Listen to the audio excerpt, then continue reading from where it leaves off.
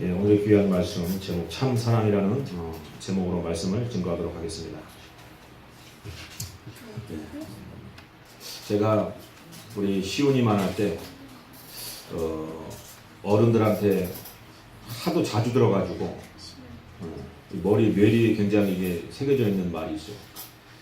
시온이보다 아마 더 어릴 때부터 계속 들었던 것 같은데 한동안 어릴 때 어른들이 저를 볼 때마다 뭐라고 말씀하셨냐면은 참 이놈 커서 여자께나 울리겠구나 이렇게 말씀을 하시더라고요. 그게 말이 씨가 됐는지 모르겠는데 여자를 살면서 참 많이 울렸던 것 같아요. 여자들 참 많이 울리고 다행인 것은 이 자리 가운데 이제 저를 키워주신 저희 부모님이 계시다라는 것이 참 다행스러운 게 참 제가 이 증인이 없는 데서 이런 말을 하면 참 저 허무맹랑한 소리 하고 앉아있구나 또 이럴 수가 있는데 증인이 버젓이 또 이 자리에 있어요. 중학교 때도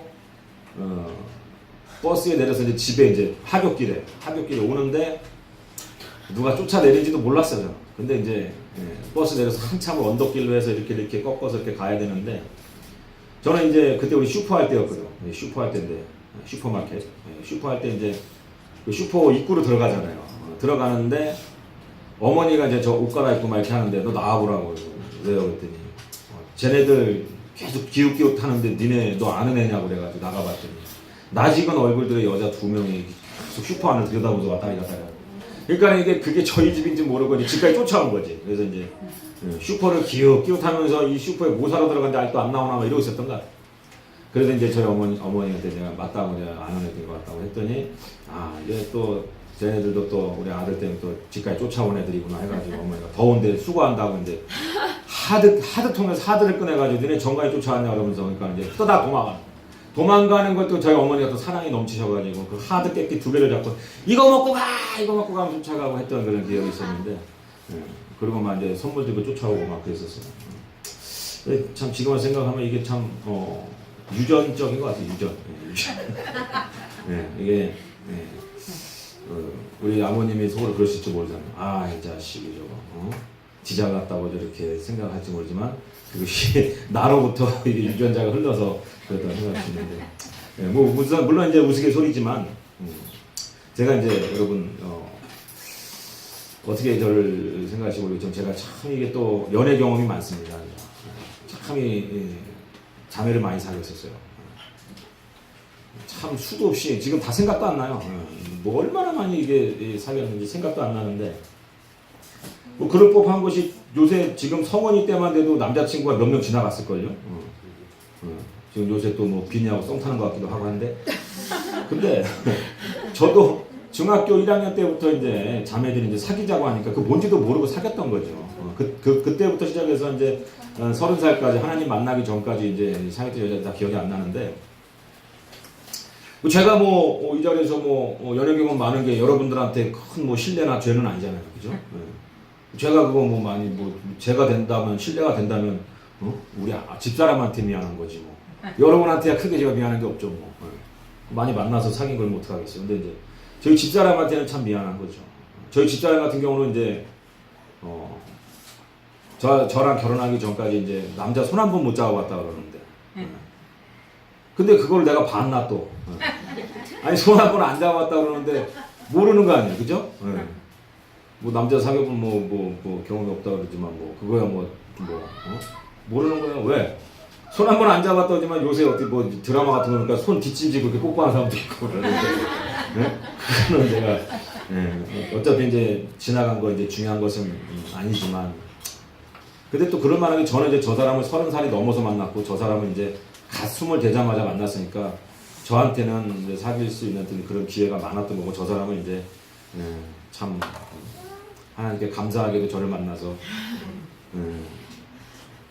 이제 남자 사귀지 않아 보고 이제 결혼을 했는데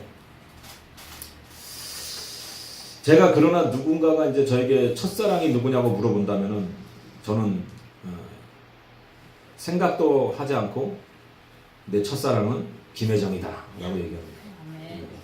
나는 네 엄마야 엄마.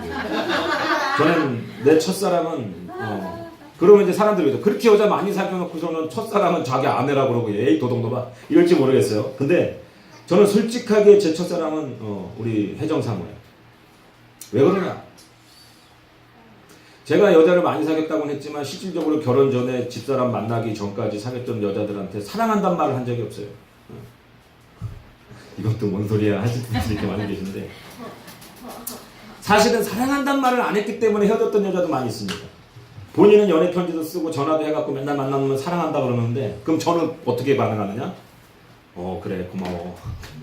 고맙다고 얘기하는 거예요. 그러면 여자가 듣고 싶은 얘기가 있을 거 아니에요. 나도 사랑해라는 얘기를 듣고 싶을 텐데 그 얘기를 못 하는 거예요. 나 사랑한다고 그러면 저는 또 뭐라 그래요? 안다고 알았다고 그러면 왜 너 당신은 사랑한다는 얘기를 안 하냐는 식의 어떤 그런 이야기를 하는데 참 그거를 많이 저는 피했어요. 사랑한다는 말 하기가. 왜? 이게 뭐 사귀자고 하고 또 관심도 있고 하니까 사귀는 거는 사귀는 건데 이 사랑이라는 거에 대한 저만의 정의가 있었기 때문에 그래요. 저만의 정의가.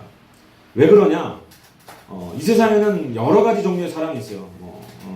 풋사랑도 사랑이고 지금 우리 아이들이 서로 간에 썸 타면서 사랑한다고 생각할 수도 있어요. 그것도 사랑일 수 있고 근데 오늘 제목이 참사랑인데 제가 생각할 때 내가 이성에게 사랑한다고 고백할 수 있을 정도가 돼야 된다면 두 번 생각하지 않고 저 사람 대신해서 당장이라도 내 목숨을 줄 수 있을 때 난 사랑한다는 말을 해야 되겠다라는 생각이 왠지 모르게 굉장히 어릴 때부터 있었던 거예요. 그래서 그 외의 것들은 진짜 사랑이라고 제 스스로가 생각하지 않았던 거죠. 그렇기 때문에 여자를 만나서 많은 데이트 경험이 있어도 사랑한다고 얘기하지 않는 거예요.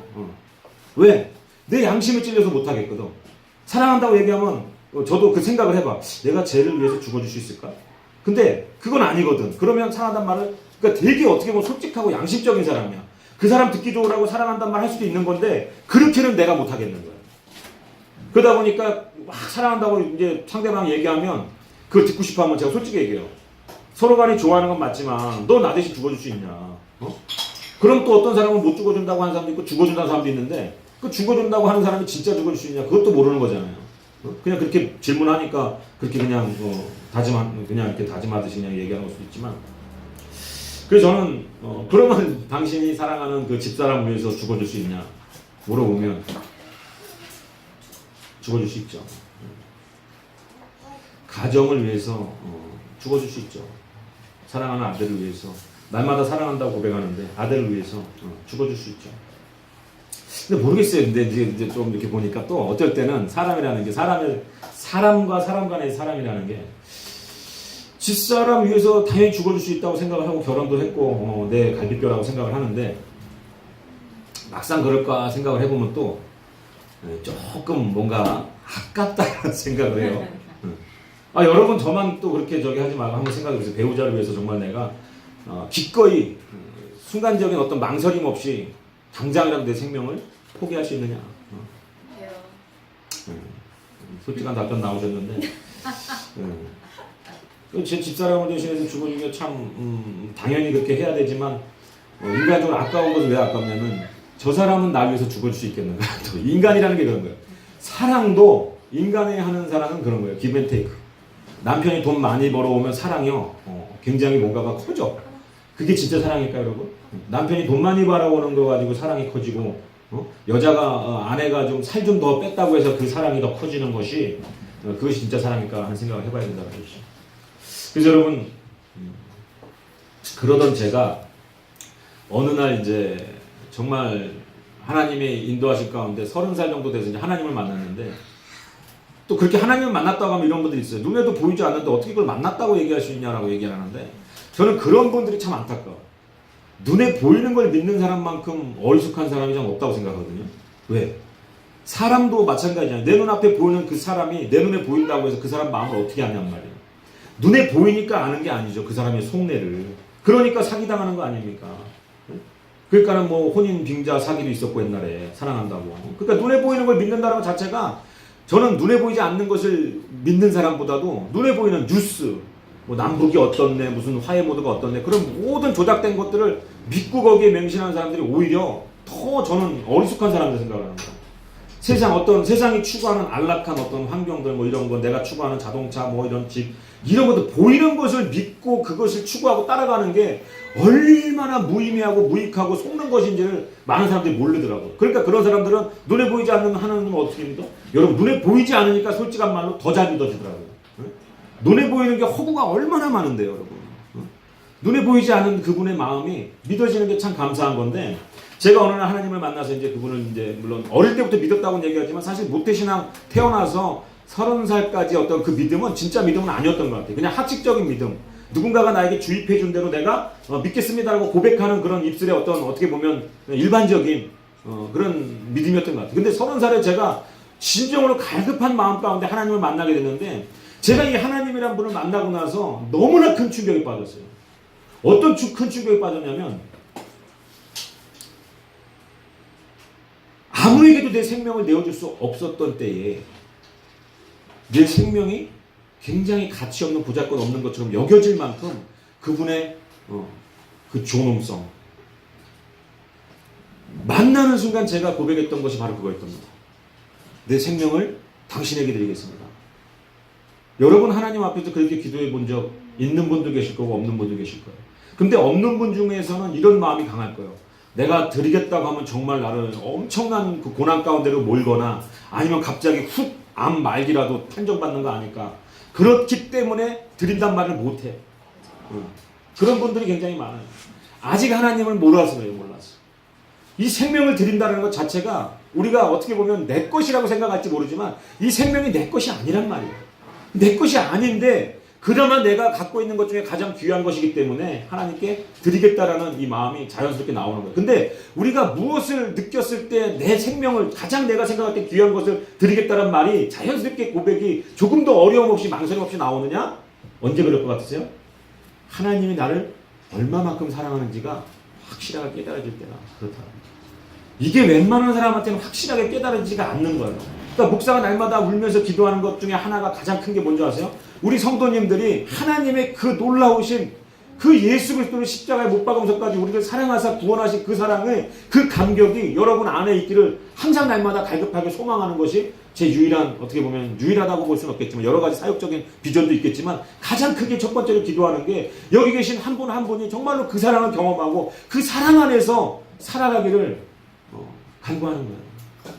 여러분 그 사랑이 얼마나 귀하고 큰 사랑인지 맛을 보면 여러분 잊을 수 없는 거예요. 이 세상에 내가 사랑했던 남자도 있었고 여자도 있었고 또 내가 사랑하는 자녀라는 뭐 어떤 가장 어떻게 보면 인간이 사랑할 수 있는 가장 고귀한 사랑이 이런 부성의 모성이 아닙니까?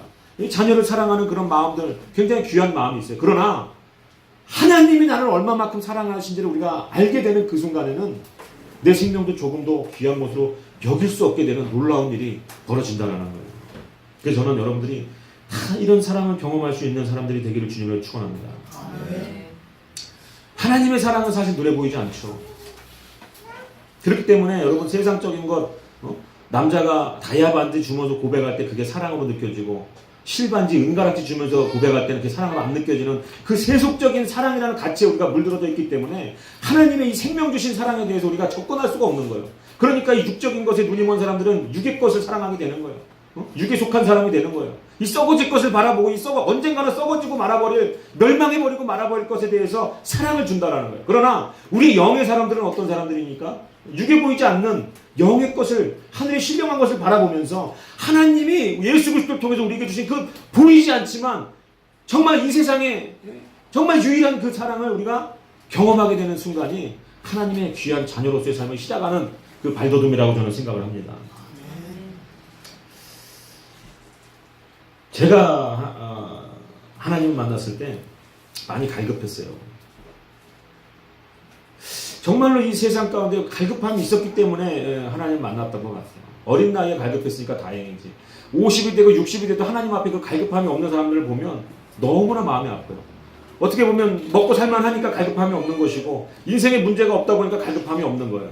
근데 하나님이 사랑하는 사람은 그 인생의 갈급함, 정말 그 낭떠러지 같은 삶을 하나님이 겪게 하시면서라도 하나님을 향한 그 갈급함으로 나아오게끔 만든다는 것이 하나님의 사랑입니다.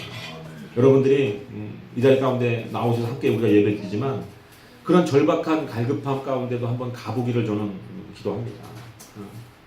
어떠한 고통이 됐던지 간에 그 인생의 고통이 있기 때문에 세상의 것으로는 이 고통을 해결할 수 없을 때 우리가 절대적인 지존자 하나님을 만나고 싶어하는 마음의 동기가 생긴다라는 거예요. 그 전까지는 그 동기가 없어요. 그러나 우리가 갈급할 때 그런 것이 생겨요. 저도 갈급함 가운데 하나님을 이제 만나게 되었는데 제 안에 굉장히 여러 가지 결핍들이 있었어요. 부모님한테 사랑받고 컸지만 그래도 남들 모르게 애정 결핍이 또 있는 것이고 그거 아예 없는 사람 없어요. 아무리 귀한 사랑을 받고 자라도요. 드라마 같은 데 보면 그러잖아요. 부모가 죽어라고 뼈까지 일해가지고 가외시켜주고 돈 벌어가지고 편안하게 공부할 수 있게 해주려고 기사 붙여가지고 그 학교 왔다 갔다 학원까지 왔다 갔다 할 수 있도록 기사가 그냥 운전해주고 대중교통 이용하지 않을 정도까지 해주고 유학 보내주고 다 했는데 그러고 나한테 뭐라 그래요? 아빠가 해준 게 뭐 있어? 그러잖아요 드라마에서. 당신이 나를 알아? 막 이러잖아요. 그러니까 이런 거짓된 사랑에 이게 많이 사람들이 속는 거예요. 근데 여러분 그런 결핍들 저에게도 뭐 예전 결핍부터 해서 어떤 물질적인 결핍 쓰고 싶은 대로 쓰지 못하는 거 원하는 만큼 뭔가 할 수 없는 거 물질에 막히고 그리고 환경에 막히는 환경으로 오는 결핍들 얼마나 많이 있어요. 여러분들도 한번 생각해 보시기 바랍니다. 하나님 만나기 전에 내가 어떠한 결핍이 있었는가. 애정 결핍부터 시작을 해서 여러 가지 많은 결핍들이 있었는데 사실은 그거 결핍이 그게 다르다 보니까 제가 하나님 앞에 나아갔던 것 같아요. 근데 하나님 앞에 나아갔더니 하나님이 저에게 주신 마음이 뭐였냐면 제가 처음에는 내 결핍 때문에 그 죄로 인해서 죽을 것 같이 막 고통스럽고 아파서 막 울며 기도했는데 하나님께서 저에게 나타나셔서 뭐라고 말씀하셨냐면 내가 너를 사랑한다. 여러분 그 한마디는요 사실은 살면서 하나님은 널 사랑해 당신을 사랑해 교회에서 너무나 지겹도록 들었던 얘기예요 사실은. 어릴 때부터 주일학교 때부터 하나님은 널 사랑해 중고등부를 거쳐서 성년이 돼서도 항상 교회 가면 하는 소리가 뭐예요? 하나님이 당신을 사랑하십니다. 근데 그 보이지 않는 사랑이 내가 느낄 수 없으면 그거는 소용없는 거예요.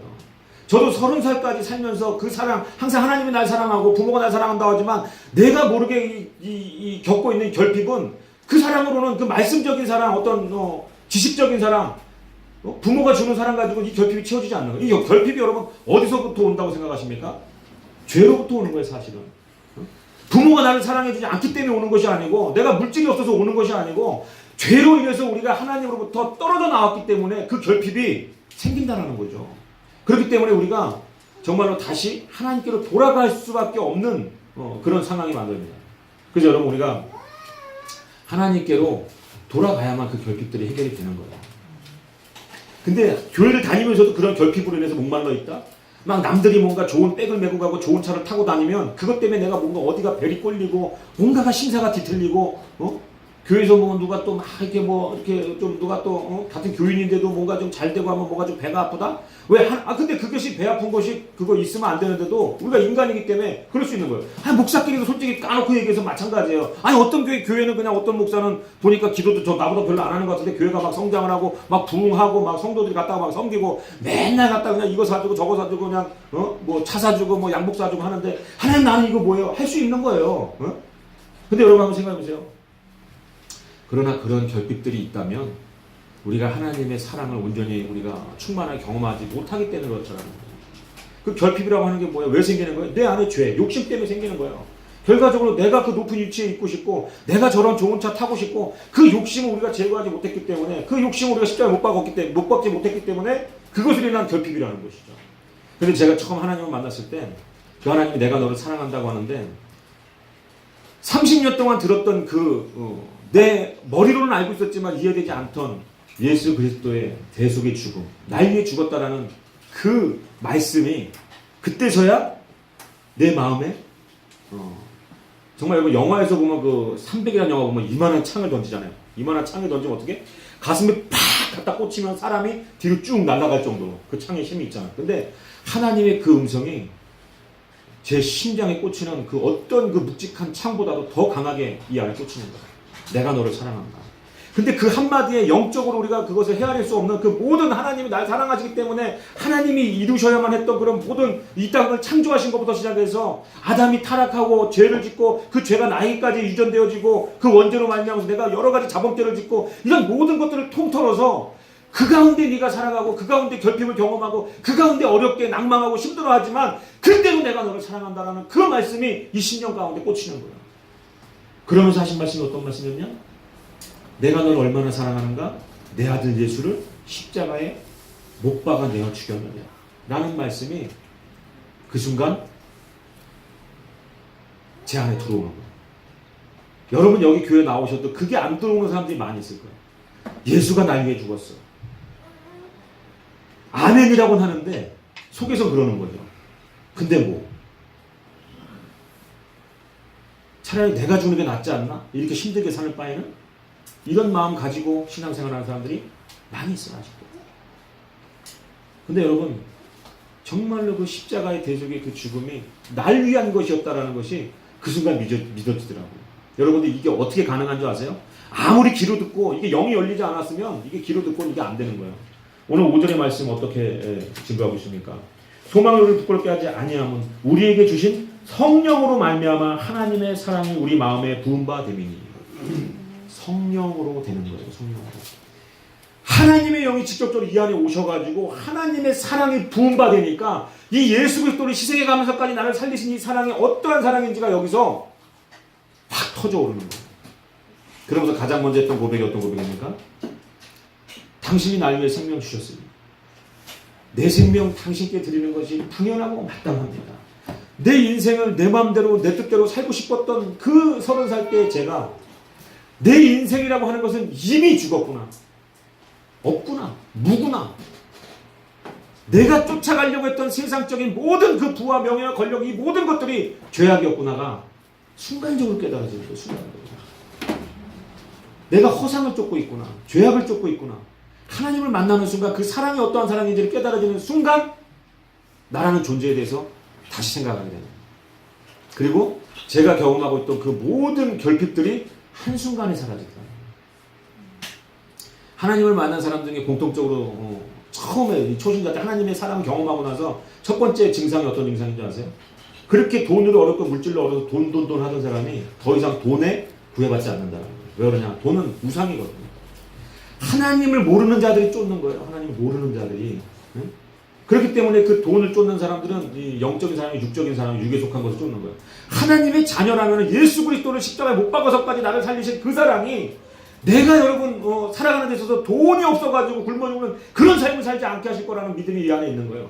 그러니까 11조도 하고 하나님 앞에 헌신하고 전재산을 드리네 많이 하는 그런 사람들이 나오는 거예요. 왜? 억지로 목사한테 잘 보이려고? 아니요. 하나님을 사랑하는 그 사랑을 하나님께 증거하고 싶고 고백하고 싶은 수단으로 그것을 하는 것이지 율법에 매여서 11조하고 뭐 율법 때문에 그것을 하는 것이 아니라 정말로 내가 사랑하는 그 하나님께 내 생명을 드린다고 말씀은 했지만 지금도 내 생명을 걷어가지 않았어. 그럼 뭘로라도 내가 정말 날마다 하나님께 죽어지고 썩어지고 생명을 드릴 수 있는 그 믿음과 그 신앙을 무엇으로 고백합니까? 여러분 섬김으로 봉사로 물질로 하는 거예요.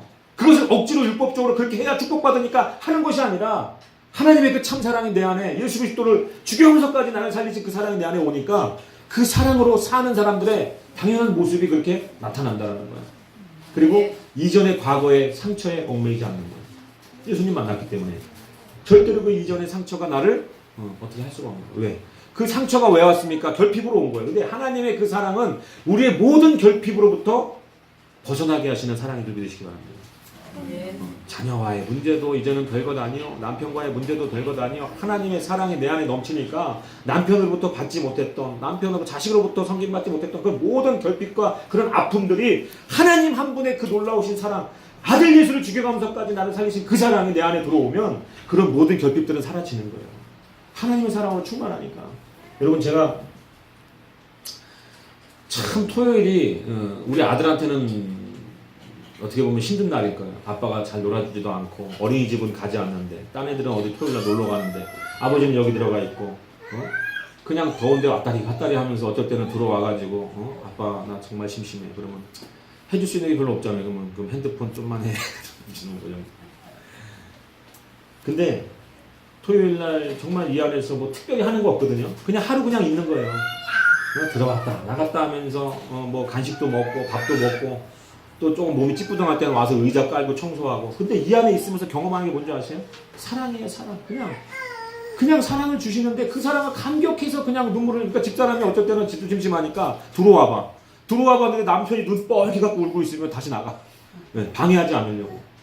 그냥 특별히 여러분에게 말씀을 먹여야 되니까 준비하느라고 막 애쓰고 뭐하고 뭐 물론 이런 것도 있어요. 막 어쩔 때는 막 짜내고 내 막 어떤 정말 애가 뭐 진짜 진이 닳도록 막 뭔가 막 하나님 막 앞에서 간구하고 근데 정말 그럴 때도 있지만 대부분의 시간은 하나님이 그냥 계속해서 내가 하나님을 묵상하고 하나님 어떠한 마음을 내가 전해야 될지에 대해서 묵상할 때 계속해서 그 눈물이 나는 거예요. 하나님의 사랑, 주체할 수 없는 사랑. 여러분 마찬가지. 목사니까 그렇다 아니에요. 여러분들이 삶 가운데 정말 삶의 그 예배, 하나님 여러분들을 세워놓으신 그 삶의 자리에서 하나님을 그토록 바라본다면 일하면서 못 바라보세요. 하나님 영이에요. 우리 사람은 사람이니까 만나가지고 표현하면서 만나면서 밥 먹으면서 그것을 사랑을 우리가 키워나가야 되지만 하나님은 그렇지 않다는 거예요. 내가 있는 그 자리에서 일하면서도 하나님 바라볼 수 있고 누군가 전도하면서도 바라볼 수 있고 하다못해 남편이 위해서 김치찌개 끓이면서도 하나님 바라볼 수 있는 거예요. 우리가 사랑한다면 바라봐야 되는 것이고 사랑하면 담는 거예요. 여러분.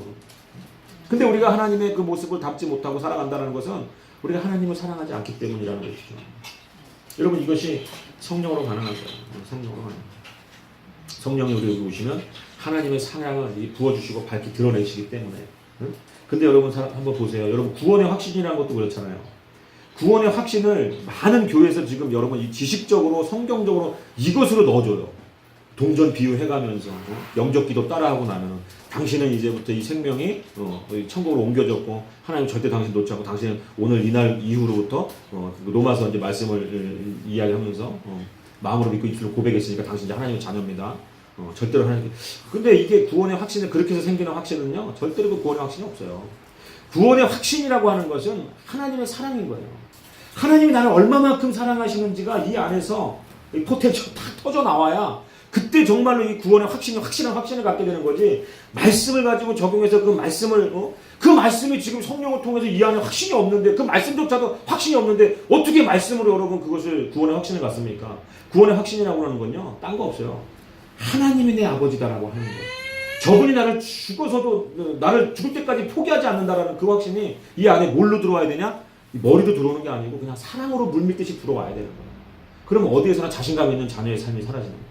사실 우리 시온이가 어린이집 다니는데 제가 이제 데리러 가요. 쟤를 4시에 이제 제 하원인데 4시에 데리러 가면 선생님이 지금 그 어린이집 한 군데에서 5번째 바뀌었는데 선생님 5번째 선생님이 나쁜 사람은 아닌 것 같아요. 교회 집사님인 것 같은데 항상 시온이를 이제 인계해 줄 때 좀 부정적인 말을 많이 해요. 부정적인. 뭐 누구 장난감을 엎어가지고 걔한테 한 대 맞고 뒤지게 터져갖고 한 대 맞고서 울었네. 똥 매려운데 자기한테 얘기 안 하고 누구한테 얘기를 하는 애네. 뭐 조용한 것 같은데 꼭 뒤에서 안 보이는 데서 쏙닥쏙닥 떠들고 뭐 또 뭐 집에서 과일 한 번도 안 시키셨어요. 과일 못한다는 소리잖아요. 기억 니은 왜 안 시키세요? 왜 몰라요? 얘는 몰라요. 뭐 계속 그렇게 좀 부정적. 그러니까 저는 어떻게 그 선생님의 어떤 그 의중을 아니까 그렇다고 제가 뭐 거기다 대고 뭐라고 해요. 그 마음이 어떤 마음인지를 알고 제가 그것을 그 마음을 보고 얘기를 하다 보니까 이제 제가 기분 나쁘거나 그러진 않고.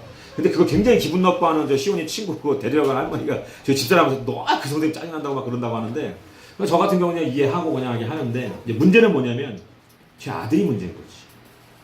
제가 항상 선생님 손 붙잡고 오면 아빠를 보고서 반갑게 맞이할 수가 없는 거야. 왜? 오늘은 또 어떤 이야기, 나의 흠을 우리 아버지한테 이야기할까? 그러니까 항상 보면은 막 이렇게 내려오면서 그렇게 막 기쁘지도 않아. 그냥 이렇게. 왜? 항상 얘기하거든. 자신의 어떤 그 부정적인 부분에 대해서, 단점에 대해서. 오늘은 이랬어요. 뭐 맞았어요. 장난감을 엎었어요. 선생님 말 안 들었어요. 떠들었어요. 시끄러워요. 가해지를 못해요. 뭘 못해요. 뭐 기억 니은을 못해요. 이러니까 애가 키가 이제 제가 뭐라고 했겠어요. 그렇게 얘기 항상 하시는데 그때마다 제가 하는 말이 있어요. 죄송해요. 저 닮아서 그래요. 제가 그랬어요. 제가 공부도 못했고 제가 숙기도 없었고 제가 항상 그렇게 조용조용 뒤에서 떠들었고 제가 잘하는 게 없어요. 제가 저랑 똑같은 애예요. 라고 얘기하고 데리고 나와요. 그럼 선생님이 더 이상 그런 얘기를 못하죠. 데리고 나와서 차 태워갖고 오면서 제가 가끔 하는 얘기가 있어요. 저 선생이 어떻게 너를 욕하고 너 못했던 거 어린이집에서 뭐 잘못했던 걸 얘기를 해도 아빠는 널 위해서 목숨도 줄 수 있어. 내가 너를 죽어줄 수도 있어. 저 선생님이 그거 조금 얘기했다고 해서 그 얘기 듣고 아빠가 너를 생각하는 마음이 바뀌지 않아. 처음부터 끝까지 널 위해 죽어줄 수 있는 마음이 아빠 마음이야. 선생님이 너 잘못한 거 얘기했다고 해서 그 얘기 듣고서는 혼내야 되겠다, 얘가 잘못했구나라고 생각하는 사람이 절대 아니야. 그러니까 그런 말에 신경 쓰지 마. 아빠가 열받으면 저 선생님 가서 혼내줄 수도 있어. 내 아들한테 왜 그래요? 라고도 할 수 있어. 그렇지만 시온아, 저 선생님도 너를 사랑하는 분 중에 한 분이야. 그렇지만 그 이야기하는 물론 방식이 좀 틀려서 아빠가 너를 더 사랑해 줄 수 있는 방법을 잘못해서 얘기해. 왜 오해를 풀어줘야지. 선생님 안 좋게 또 생각하면 안 되잖아요, 제가. 근데 저는 항상 강하게 얘기하는 거예요. 내가 널 위해 죽어줄 수 있어. 넌 내 아들이야. 저 선생이 아무리 나한테 그런 얘기를 하고 아무리 네가 바지에 똥을 쌌다고 해도 아빠는 신경 쓰지 않아. 그러니까 그때서 이제 보이지 않는 속으로 뭐가 올라오게 느껴져, 얘가. 근데 그 시온이 또 뭐라고 하는지 아세요? 나도 아빠를 위해서 죽어줄 수 있어. 그래서 좀 깜짝 놀랐어. 죽는 게 뭔지도 알아? 시온이가 어떻게 하는지 아세요? 손을 갑자기 이렇게 피면서 제 손에 망치질을 해요. 그리고 제가 너무 감동이 되더라고요. 특별히 성경을 따로 가르친 것도 없고 뭣도 없는데 저 아이 속에서도 그 사랑이 예수가 날 위해 죽어준 사랑, 아빠가 널 위해 죽어줄 수 있고 네가 날 위해 죽어줄 수 있다고 하는데 왜 갑자기 거기서 손에 못을 박냐고, 그리고 왜 죽냐고. 그 모습을 보여줄 때 제가 굉장히 마음이 감동이 되더라고요. 이 아이도 벌써 안에 모르는 해도 이 말씀을 들으면서 그 안에 예수가 날 위해 죽어준 사랑이 진짜 사랑이라는 거예요. 그 사랑 때문에 아빠도 날 위해 죽어줄 수 있는 사랑이 있고 자기도 날 위해 죽을 수 있다라고 고백할 수 있다는 거예요. 여러분 마찬가지. 여러분들이 그 구원의 확신이 없고 여러분들 흔들릴 때가 있어요. 왜? 죄 때문에. 하나님의 사랑을 많이 누리지 못하고 죄 때문에. 그러니까 그 사랑에서 자꾸 떨어지게 하는 게 뭐예요? 죄 짓게 하는 거 뭐예요? 왜 그런 거예요? 하나님과의 그런 사랑의 관계를 깨트리려고 하는 거 아니에요. 근데도 하나님께서 뭐라고 얘기합니까? 그 선생님처럼 우리들을 사단이 정죄하잖아요. 네가 그렇게 저렇게 하고도 하나님 앞에 자녀라고, 네가 그러고도 나가서 집사라고, 권사라고, 하나님 앞에서 그렇게 우리를 참수하고 정죄하는 게 사단의 역할 아닙니까? 그때마다 하나님이 하는 게 뭐가 있어요? 제가 했던 거하고 비슷한 거 아니에요? 제가 옛날에 그랬습니다. 하나님도 그 똑같은 표현이에요. 그 사단 앞에서 내가 누구누구를 위해서, 내가 사랑하는 이 죄인을 위해서 내 아들 예수 그리스도 십자가에 못 박지 않았느냐. 그럼 사단이 더 이상 얘기할 수 있을까요? 여러분 이게 머리로만 되는 게 아니에요. 정말로 하나님이 나를 얼만큼 사랑하셔서 아들 예수 그리스도를 십자가에 못 박으시면서까지 사랑했는지가 이게 이 안에 들어와서 정말로 내 삶을 달구지 않으면 여러분 구원의 확신, 그 거짓된 확신, 그 머리도 아는 확신 갖고는 안 된다는 거예요.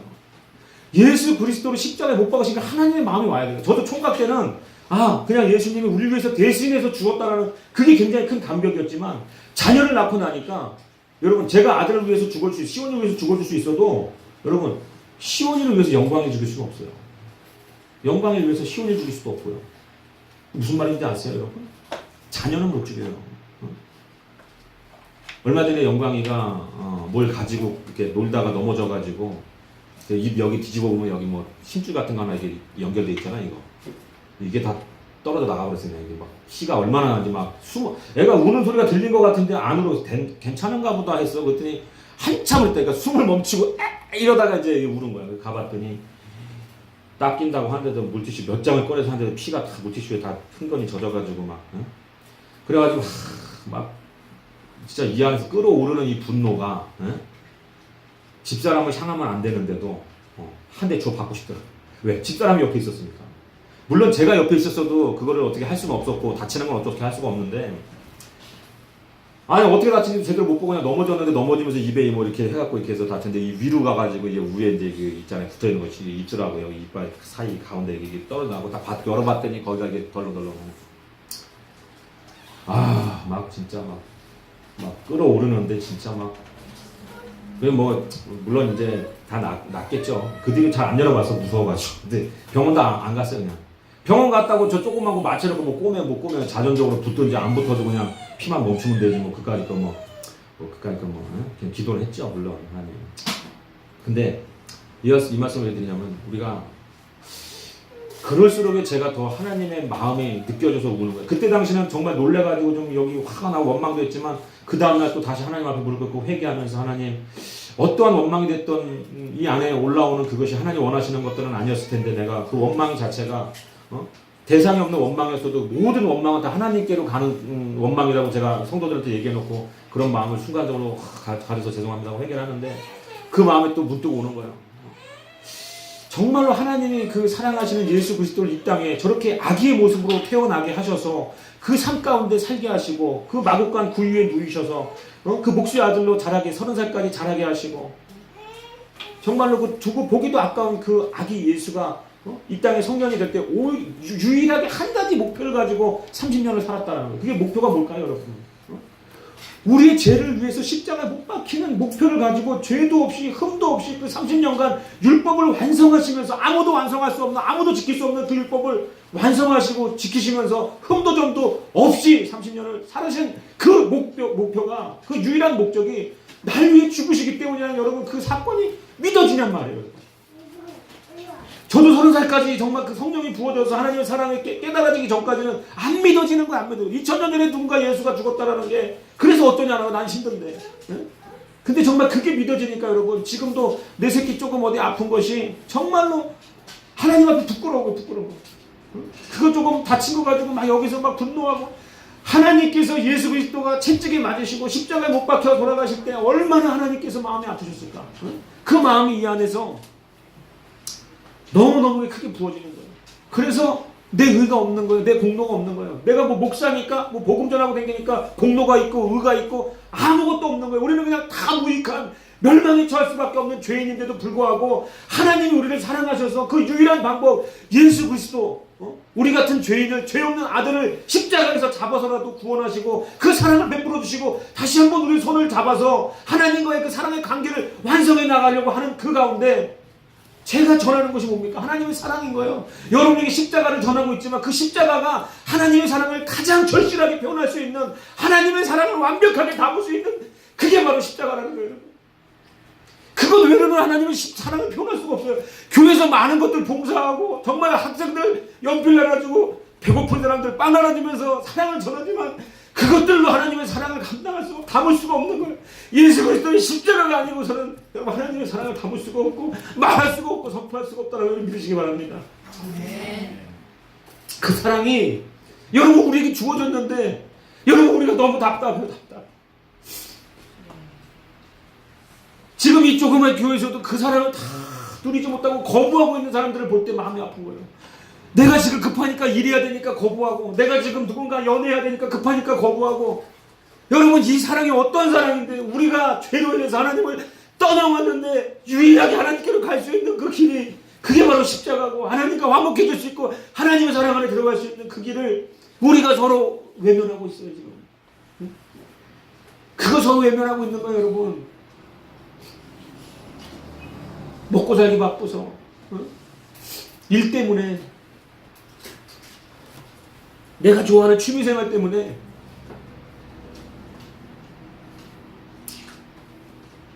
여러분 1962년에 그 돈이라는 선교사가 뉴기니아에 선교를 갔는데 그곳에 이런 문화가 있었어요.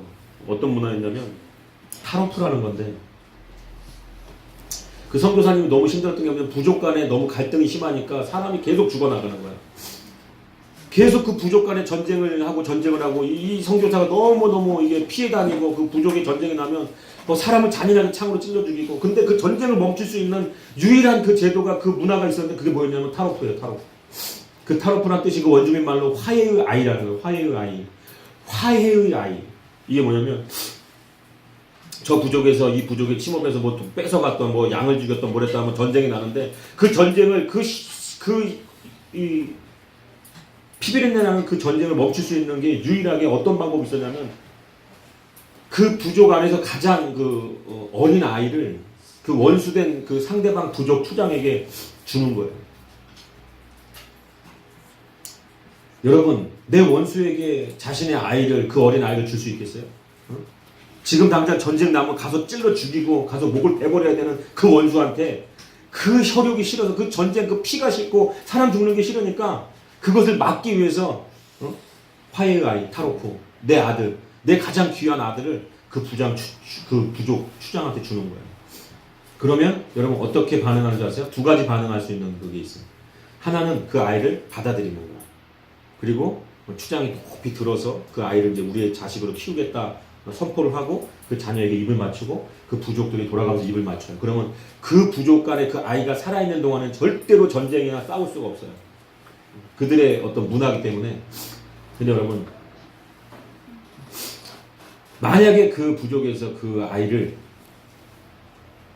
거부했다, 내돈댕이 쳤다, 그러면 어떻게 되는 줄 아세요? 바로 남자와 여자가 다 뛰어나와서 전쟁을 하는 거예요. 여러분, 예수님이 이 땅에 화해의 아이로 오신 거예요. 우리는 진노의 자녀들이 진노의 자녀. 우리의 죄가 얼마나 여러분 수억만 가지 죄가 여러분 어떠한 방법으로도요 이 세상에서 그것을 지우고 천국에 갈 수가 없는데 그나마 하나님께서 우리를 사랑하셔서 너무나도 감사하게 유일하게 우리를 구원할 수 있는 길을 여신 것이 바로 십자가라는 거예요. 화해의 아이로 이 땅에 하나님의 독생자 예수 그리스도 그 귀하신 생명을 이 땅에 보내셔서 우리를 대신해서 죽이시고 누구든지 이 죽음의 사건 가운데 그 피 안에 들어오면 하나님과 다시 화목해 질 수 있다라고 하나님 얘기하고 계십니다. 근데 여러분 이 아이를 지금 예수 이 화해의 아이로 온 이 예수 그리스도를 여러분 어떻게 하고 있습니까? 여러분들 일이 급해서 이 땅에서 먹고 사는 게 바빠서 그 아이를 내동댕이 쳐버리지 않았냔 말이에요. 그러면 여러분에게도 전쟁이 임하는 거예요. 어떤 전쟁이겠습니까? 여러분들 인생 가운데 인생 영원한 우리의 그 영혼을 살아가야 될 그 죽음 그 이후의 그 영혼 가운데 우리는 날마다 전쟁에 속할 수밖에 없는 거예요. 여러분. 그 전쟁은 그 상대가 누군지 아세요? 만왕의 왕이신 하나님. 여러분 하나님을 상대로 여러분 전쟁을 한다고 생각해 보십시오. 아무도 그 전쟁에서 이길 수 있는 사람이 없고 처참하게 멸망당하는 꼴밖에 될 수가 없다는 거예요. 근데 여러분 어떻게 여러분들이 이 삶을 살면서 예수 그리스도 화해의 아이로 오신 그 예수 그리스도를 우리가 영접하고 품지 않고 그 모든 생명을 거기다 던져내지 않고 어떻게 여러분들의 삶 가운데 살아간다고 더 중요한 게 있다고 교회 가기 전에 해야 될 게 있다고 여러분 말씀할 수 있습니다.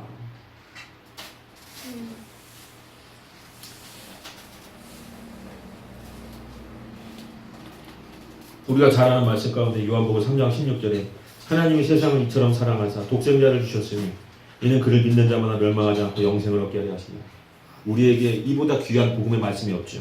그러나 믿지 않는 자들에게 이보다 무서운 말씀이 없습니다. 여러분 하나님, 세상, 이처럼 사랑, 독생자, 영생 너무나 이 좋은 말씀들 가운데 우리가 더 주목해야 될 말씀 멸망 여러분 우리가 이 아름다운 복음의 메시지 가운데 하나님이 우리에게 예수 그리스도를 이 땅에 주신 것 우리를 위해 십자가에 못 박으신 것은 우리를 멸망당하지 않게 하기 위함인 걸 믿으시기 바랍니다. 그렇다면 예수 그리스도를 영접하지 않고 그 사랑 그 참된 사랑의 그 가치에 우리가 모든 것을 던져드리지 않고서는 우리는 멸망당할 수밖에 없는 존재라는 거예요. 여러분이 어떻게 잘났고 얼마만큼 재산이 있고 얼마만큼 학식이 좋을지 몰라도 여러분 그것을 가지고 여러분 스스로를 구원할 수 없다라는 거예요. 아무리 사업에서 성공을 하고 아무리 많은 뭐가 선한 일을 했다고 하더라도 우리의 생명을 여러분 우리의 힘으로 구원할 수가 없다라는 걸 여러분들 아셔야 될 줄 믿습니다. 네. 여러분 유일하게 하나님께서 그 구원의 방법으로 십자가를 택하셨고 그것으로 말미암아서 우리가 영생을 얻고 구원을 얻는다는데 왜 여러분 그 십자가를 왜 멸시합니까? 왜 차선으로 두냔 말이에요. 왜 가장 큰 우선순위에 내 십자가 내가 복음 전하는 것 하나님 사랑하는 것에 이 말씀 가운데 생명을 걸고 목숨 걸고 달려겠다는 왜 그 고백을 못하냔 말이에요. 왜 드리겠다는 고백을 못해요. 하나님 사용하여 주시옵소서. 미천한 나라도 죄인된 나라도 하나님 나를 예수 그리스도 십자가로 구원하셨사오니 나를 사용하시옵소서. 왜 못합니까? 구원받은 사람으로서 당연해야 될 고백인 거예요. 섬기고 가서 기도하고 열매 맺고 봉사하고 다 할 수 있어야 되는 거예요. 여러분. 변화가 그거 아닙니까 여러분? 우리가 그 사랑을 경험하고 나서 어떤 변화들이 생겨요? 나 같은 죄인 정말 절대로 구원받을 수 없는 이 악한 죄인이 구원받았는데 그게 뭐예요? 십자가 때문에 구원받았어요. 그러다 보니까 어떤 변화가 생겨요? 여러분 전하지 않고 못 베기는 거예요. 전하지 않고 못 베기는 그 삶을 여러분 살지 않고 있다면 여러분 스스로의 구원을 의심해 봐야 되는 거 아닙니까? 여러분이 정말 그 놀라운 십자가의 구원 가운데 그 감격 가운데 살아가고 하나님의 은혜와 사랑 가운데 충만함을 경험한다면 어떻게 나가서 날 살리신 예수님의 십자가를 전하지 않고 살 수가 있냔 말이에요. 그냥 담담하게 어떻게 살아가니 담담하게. 응? 하나님이 예수를 십자가에 못 박으셨는데 내 새끼 입술 좀만 찢어져도 미칠 것 같은 고통이 찾아오는데 하나님이 그 고통을 다 견디시고 우리를 살리셨는데 응? 어떻게 여러분 우리가 구원받은 사람으로 응? 교회가 멀어서 전도를 못하네. 어떤 사람들 교회가 개척교회가 조그매가지고 데리고 오기가 창피하네. 응? 말이 되는 소리냔 말이야. 말이 되는 소리. 응?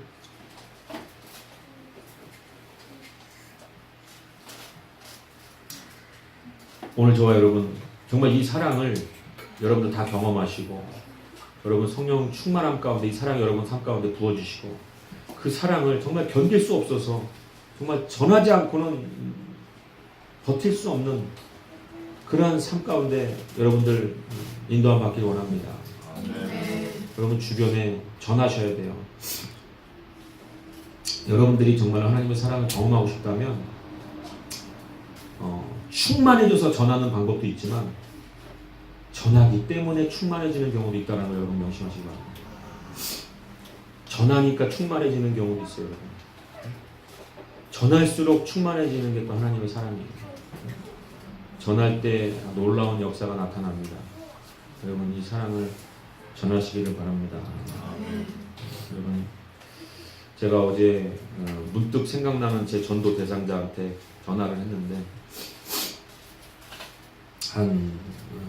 굉장히 오랜만에 전화를 했어요. 이제 좀 바쁘게 있는 것 같아서 길게 얘기 못했지만 대놓고 교회 나오라고 전화한 건 아니고 그냥 생각나서 전화를 해서 통화를 하는데 그냥 전화했다고 하니까 이분이 계속 별일 없으신 거죠. 그래서 근데 그 말을 듣는데 제 마음이 갑자기 울컥하는 거예요. 그래서 솔직하게 얘기했어요. 왜 별일이 없겠냐고. 그랬더니 이 사람이 놀래가지고 무슨 일 있으시냐고 했더니 제가 그랬어요. 내가 사랑하는 당신이 하나님을 알지 못하는데 이보다 큰 별일이 내가 어디 있겠냐. 근데 여기서 갑자기 울음이 터져 나와가지고 물론 전화하는 그 상대방이 내가 울고 있다는 걸 알게 될 정도로까지 이렇게 심하게 울진 않았지만 이야기를 편하게 할 수 없을 만큼 여기가 막 메이는 거예요. 이 사람도 하나님이 그렇게 사랑하는 사람인데 아직까지 그 사랑 안에 들어오지 못하고 세상 썩어진 모든 잡다한 것에 바빠가지고 이 화해의 아이로 오신 그 예수 그리스도의 십자가를 바라보지 못하고 있으니 이보다 큰 별일이 어디 있겠어요, 여러분? 여러분 삶 가운데 그보다 큰 별일이 있습니까, 여러분? 내 주변에 사랑하는 이웃 형제 자매가 예수를 모르고 그 십자가의 사랑 안에 들어오지 못하고 그 결핍 가운데 그 죄 가운데 그 멸망당할 그 날만을 바라보면서 전진해 나가고 있는 그 삶을 보면서 여러분 그보다 큰 별일이 여러분 삶 가운데 있다면 그 잘못된 거 아니냔 말이에요. 당장 사업이 당장 어떤 재정이 당장 먹고 사는 게 여러분 영혼 구원해야 될 그 별일보다 더 큰 별일이 여러분 앞에 있다면 여러분 우리는 내 자신의 구원마저도 확실성 없는 그런 연약한 믿음으로 어찌 보면 이 세상에서 사단의 어떤 그 정죄와 그 얄팍한 속임수 그런 것들에 속아서 끌려다니다 인생 마감할지도 모릅니다. 여러분들 오늘 이 시간부터 하나님의 사랑을 간절히 사모하시기 바랍니다. 여러분들이 자꾸 알고 싶어 하고 깨달고 싶어 하고 그 하나님의 사랑을 경험하고 싶어 해야 하나님의 사랑이 부어지는 거예요. 여러분들의 모든 지금 이 땅에서 문제, 여러분들 그 문제를 놓고 기도하고 있기 때문에 제가 마음이 참 답답한 거예요. 많은 사람들이 사업의 문제, 또 여러 가지 남녀간의 애정관계의 문제, 자녀 무슨 이런 양육하는 데 문제, 이전하는 문제, 이사하는 문제, 차 사는 문제 이런 것 가지고 기도를 하는데 안타까워요. 그런 모든 문제의 출발이 하나님의 사랑으로부터 우리가 떨어져 나와 있기 때문에 결핍으로부터 오는 문제라는 걸 여러분들 아셔야 돼요. 우리가 가장 먼저 기도해야 될 것은 뭐냐면 하나님 이 남자랑만 내가 결혼할 수 있다고 하나님 한 것은 하나님 뜻대로 살겠습니다가 아니에요. 이 사업만 잘 되면 내가 하나님 교회에다가 내가 건축할 때 수억 내가 헌금하겠습니다가 아니란 말이에요. 하나님 나를 받아주시옵소서. 나 같은 죄인을 십자가로 구원하셨기에 나 같은 죄인이 구원받은 그 감격 가운데 하나님 내가 생명을 드리겠습니다. 그 생명을 드리는 그 사랑함 앞에서 아무것도 여러분 결핍으로 인해서 우리가 문제될 것들이 없다라는 걸 여러분들 경험하시기 바랍니다. 제가 하나님 생명 드릴게요라고 고백하고 그 10년 전부터 지금까지 일하지 않고 정말 교회에서 30만 원 받으면서 40만 원 받으면서 목사가 돼서까지도 15만 원 받으면서까지 1년을 사는 동안에 내 입에 한 번도 여러분 거미줄 친 적 없어요. 하나님이 내 주요 내 유일한 하나님이 내 목표요 내 삶이요 내 생명 되신다고 고백하면서 달려온 지금까지 하나님이 다 만천하에 보게 하셨어요. 저렇게 나를 사랑한다고 고백하면서 아무것도 하지 않고 그냥 내가 먹이고 입히고 살린다. 저런 부족한 배운 것도 없고 저런 부족한 저 술장사나 하던 저런 정관이도 내가 변화시켜서 내 종 만들어서 내가 목사 삼는다라는 걸 하나님 보여주고 계시잖아요.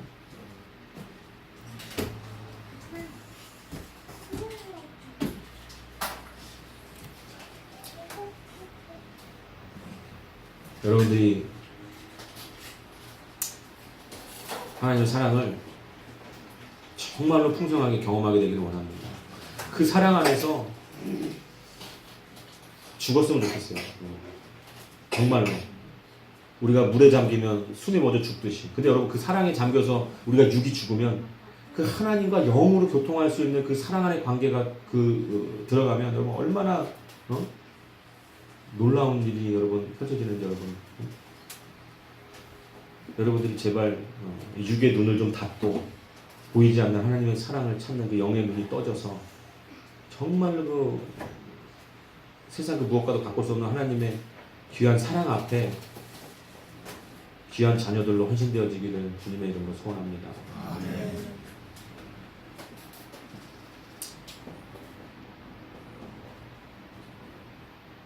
몇 분이 지금 빨리 왜 안 끝나나 끝날 것 같은데 하는 분이 지금 이게 느껴지는데 제가 영이 좀 맑아서 그런지 몇 분이 느껴져요.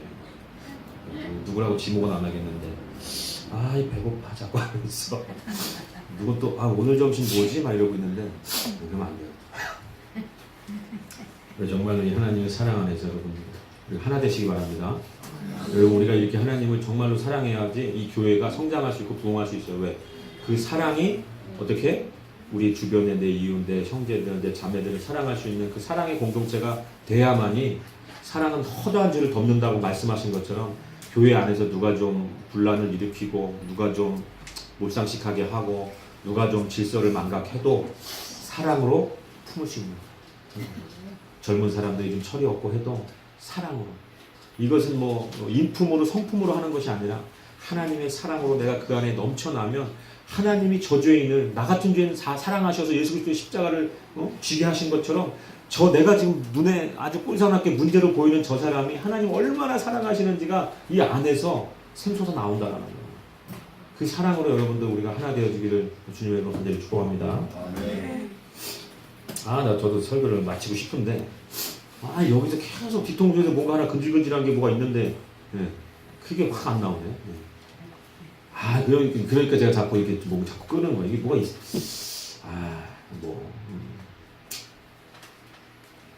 다음 기회에 전하는 걸로. 할렐루야. 여러분